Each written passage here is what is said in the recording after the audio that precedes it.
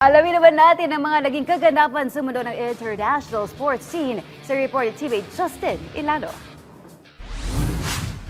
Sa tennis, umatras si world number 1 Jannik Sinner sa Cincinnati Open dahil sa injury sa kanang tuhod, ilang linggo bago ang US Open.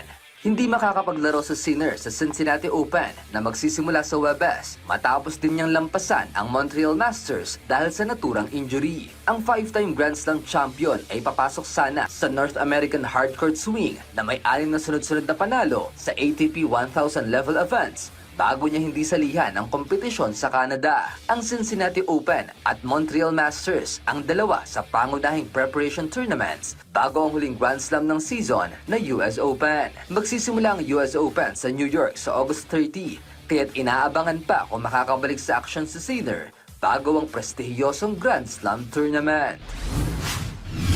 Sa balitang motorsports naman, nagkampiyon si Trackhouse racing rider Raul Fernandez sa British MotoGP matapos magdomina mula sa unang lap at tapusin ang karera at manguna kay championship leader George Martin sa Silverstone. Nanguna si Fernandez mula sa opening lap at hindi na binitawan ng kanyang kalamangan para makuha ang ikalawang MotoGP victory ng kanyang karera. Nagtapos ang 25-year-old na rider ng 2.5 seconds ang agwat sa mga katunggali matapos siyang mag-crash sa Saturday sprint race.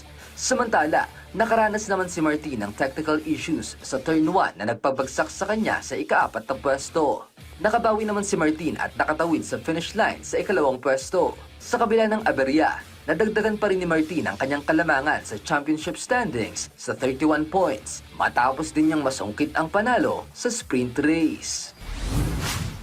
Sa athletics, matapos ang halos isang taong pagkawala sa kompetisyon dahil sa injury, matagumpay na nakabalik si Norwegian star Jakob Ingebrigtsen matapos masungkit ang ginto sa 5,000-meter event ng European Athletics Championships. Matapos sumailalim sa Achilles surgery noong Enero at kakabalik lamang sa training 6 na linggo ang nakaraan, nagpakita si Ingebrigtsen ng kahangahangang comeback. 324 na araw matapos ang kanyang huling pagtakbo, nagpakawala ang 25-year-old Norwegian ng matinding late surge para maagaw ang panalo sa 5,000 meters. Tinapos ni Ingebrigtsen ang karera sa oras na 13 minutes at 15.29 seconds para makuha ang kanyang ika-7 gold medal sa European Athletics Championships. Dahil dito, itinapat niya ang record para sa pinakamaraming gold medals sa kasaysayan ng kompetisyon kasama ang Croatian discus thrower na si Sandra Alkasevic. Ang huling kompetitibong karera ni Ingebrigtsen ay sa World Championship sa Tokyo